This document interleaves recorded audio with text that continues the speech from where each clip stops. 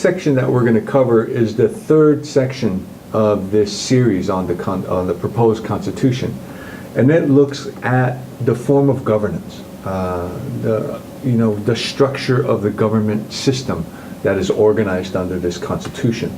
We've already covered in the first section the kind of assertion and statements of sovereignty, and then we looked at the fundamental civil rights of White Earth members and citizens that are a part of this Constitution. And now we're going to look at the governance, the structure of the government, the form of it, and the organization of it.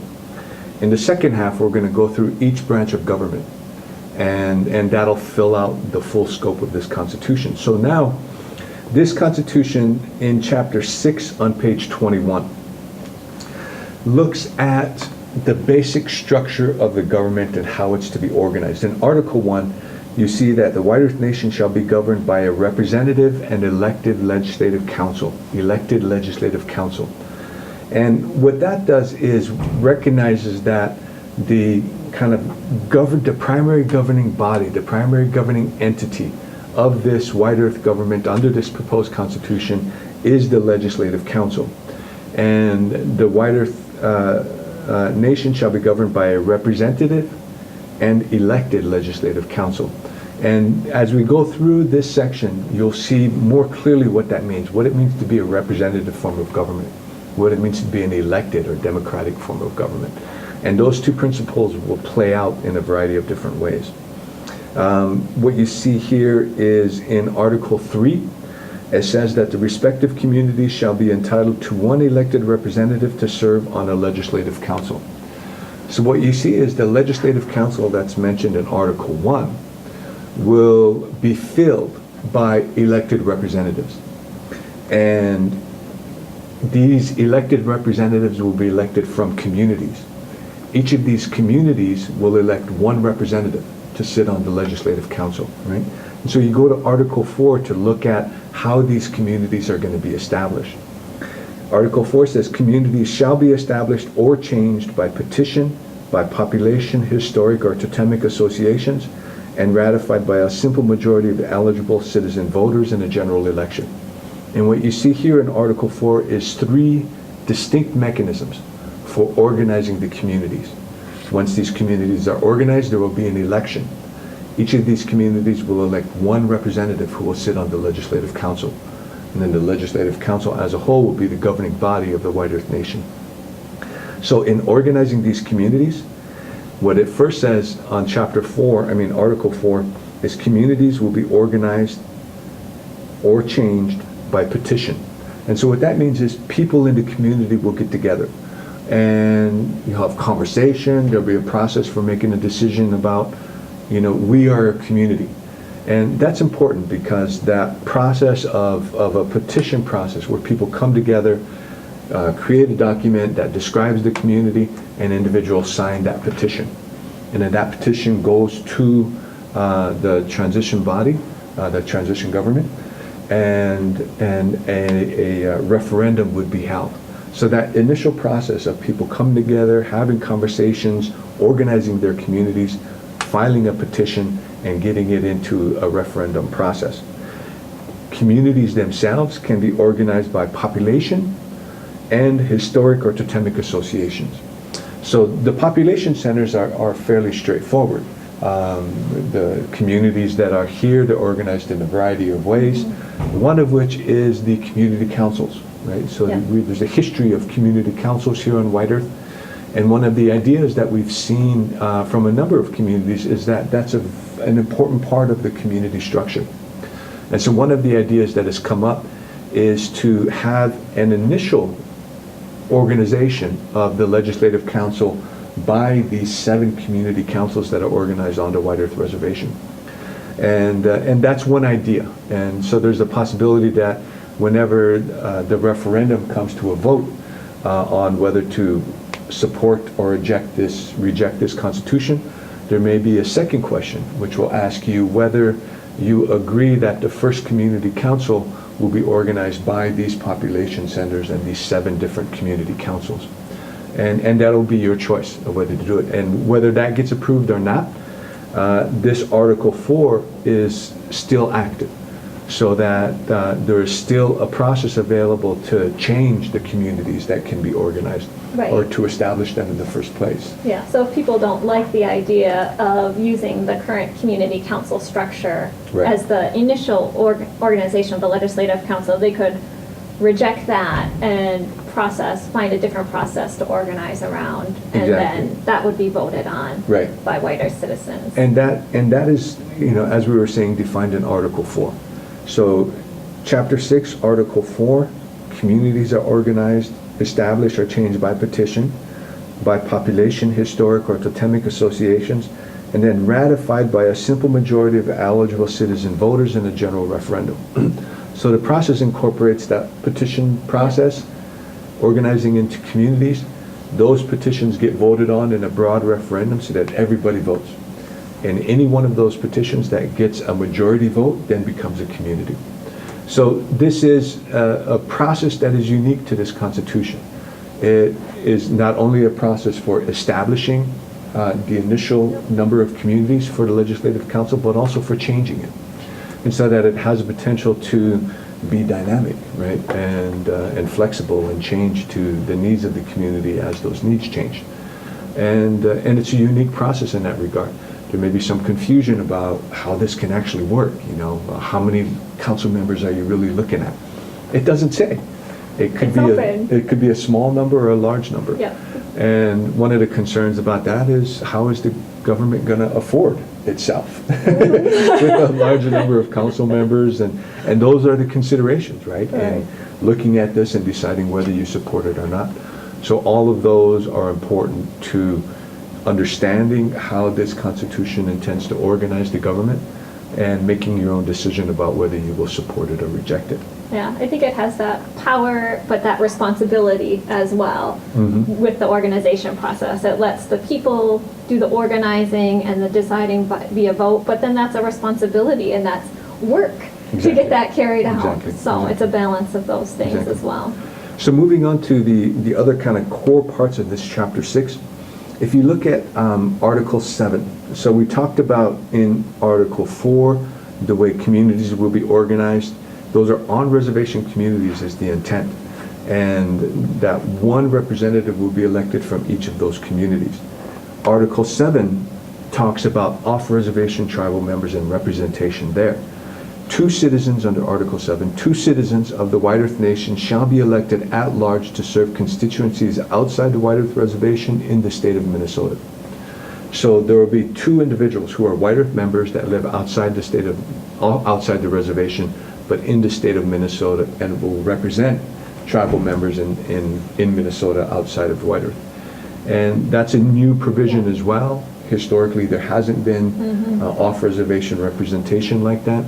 It was a change that came in the Constitution drafting process on the final day, at fairly well the very end of it, and it was agreed to as a change or amendment in the final vote of the Constitution that they voted on in 2009.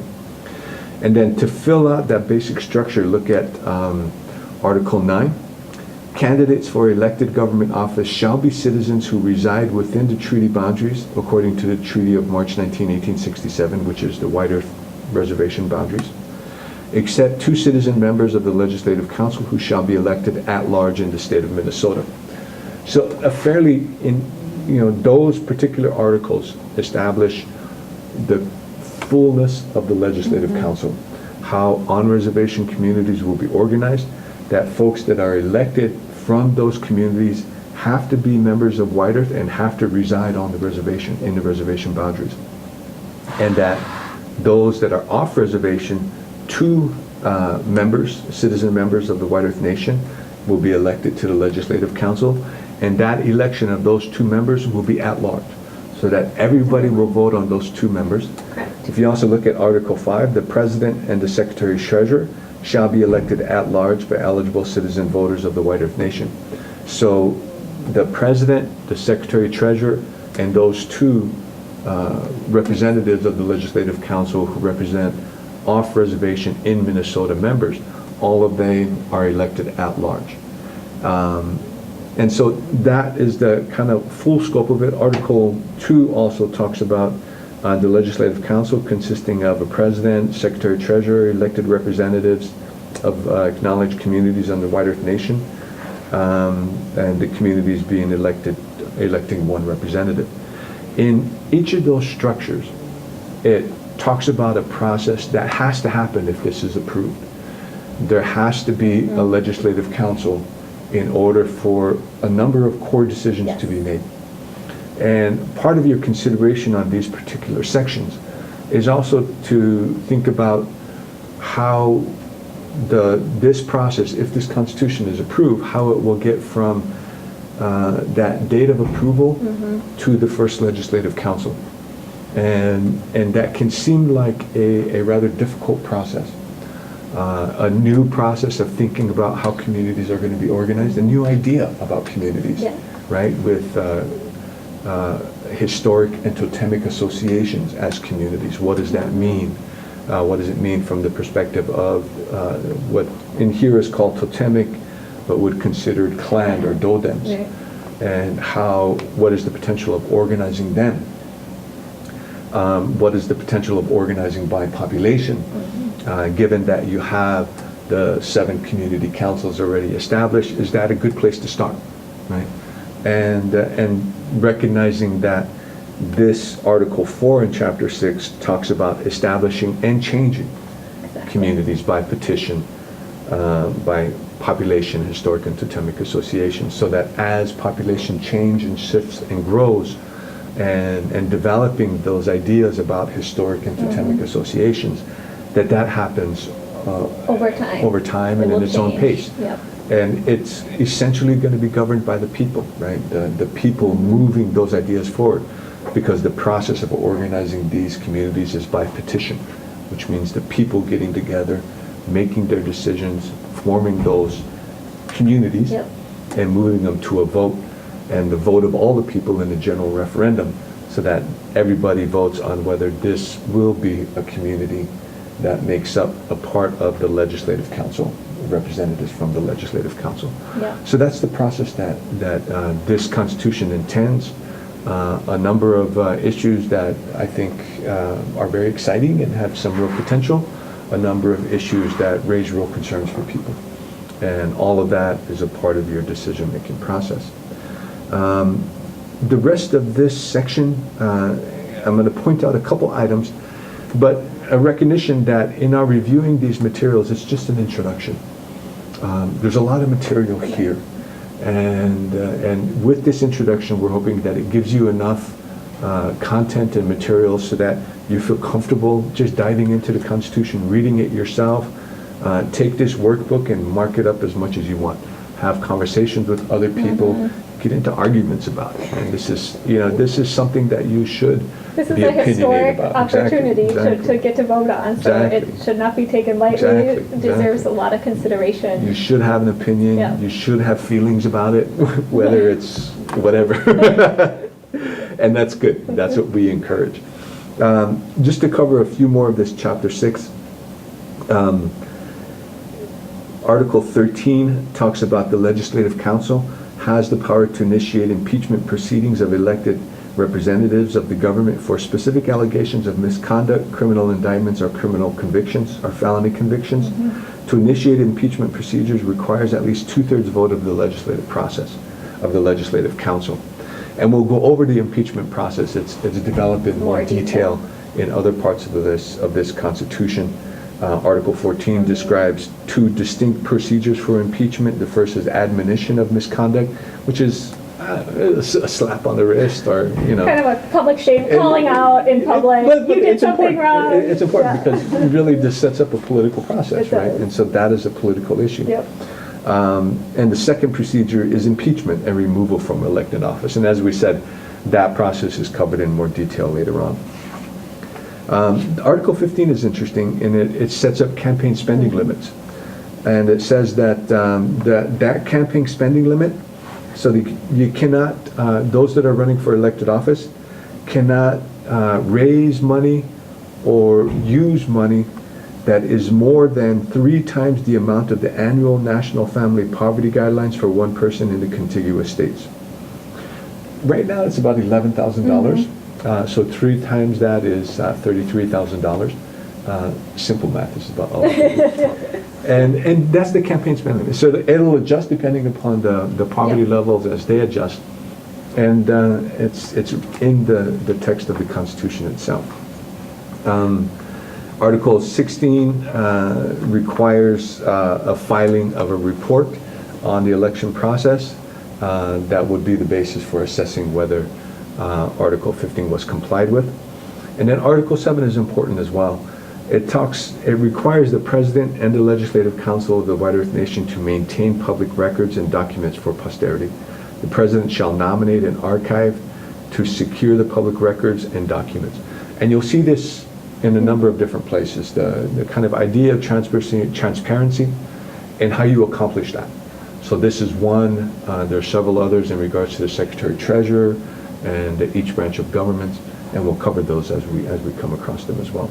Okay? Yeah, there was a real concern and desire that citizens have access to government documents and things be available for public record. Right. That was throughout the convention process, so that's why we see it repeated a number of times. Mm-hmm. So the next 1, 2, 3, 4 chapters that we're going to cover is on page 23, chapters 7, 8, 9, and 10.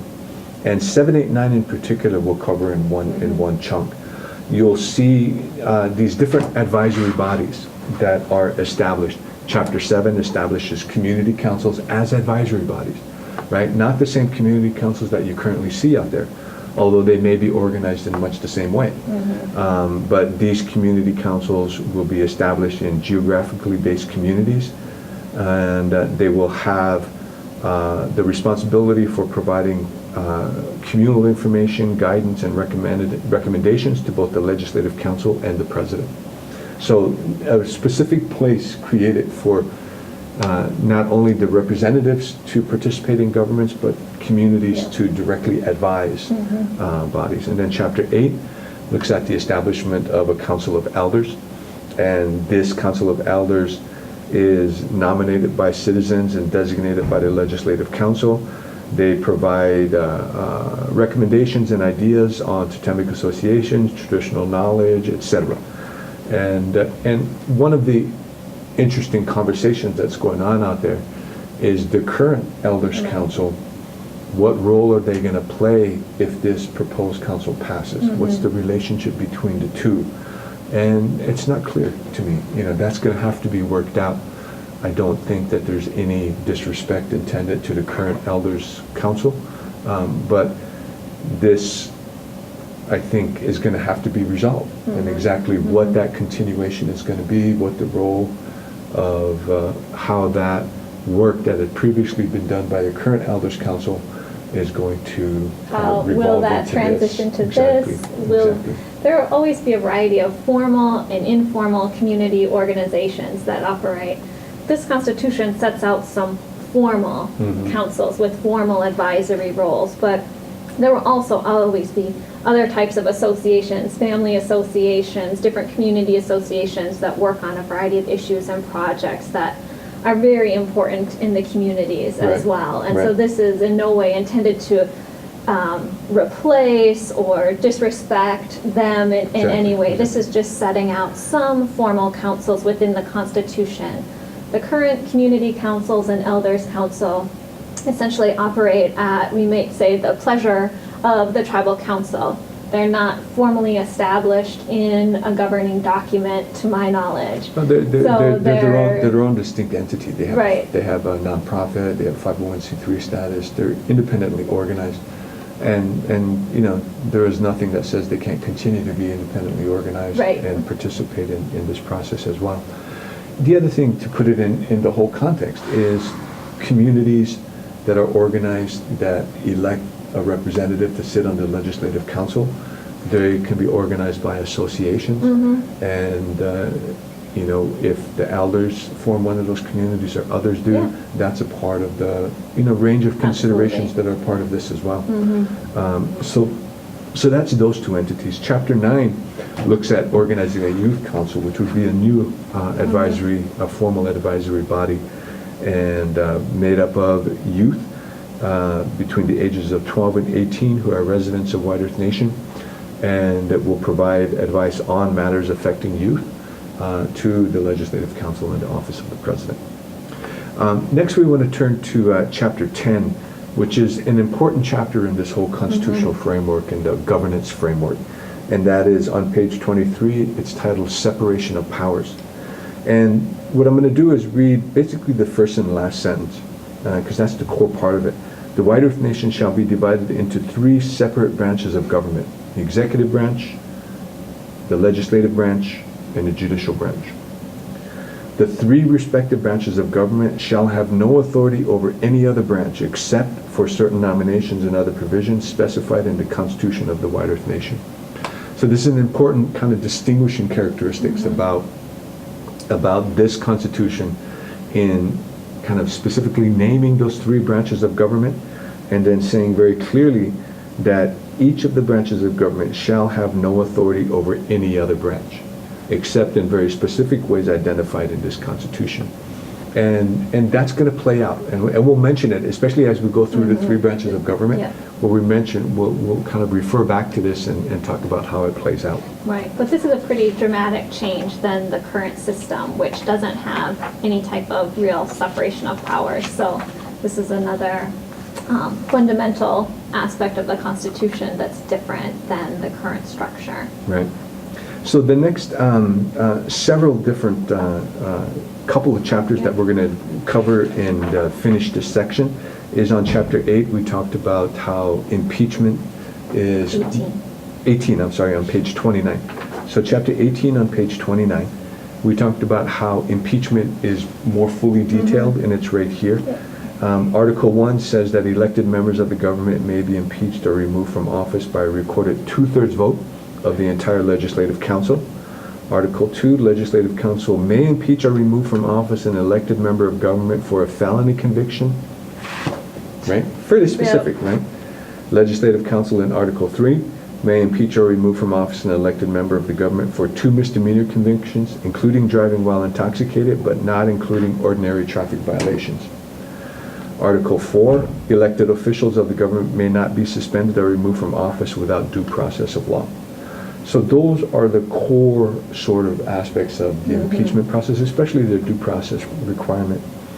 Right, again, we see the basic fundamental principles set out here, but there will have to be a due process, a kind of process and procedure Right, for right. impeachment, most likely hearings, that type of thing. So Exactly. this sets out the basic framework. And then Article 5 repeats the comment that we saw earlier on 2 forms of punishment, or Yes. 2 forms of impeachment, Right. one admonition and the other removal. Yeah. Article 5 goes through that.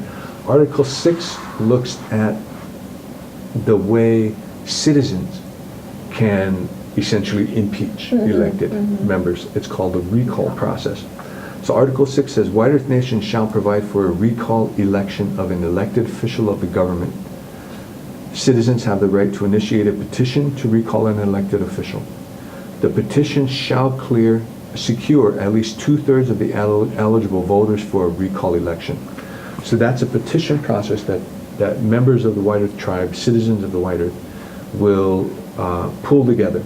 And they have to get signatures of 2/3 of all eligible voters, which is a fairly large number. And it is a recall process that is in line with the impeachment process. It's a fairly steep requirement to get 2/3 of all eligible voters Absolutely. in order to accomplish that, and that's a part of this Constitution. And it's a part of your consideration, you know, that as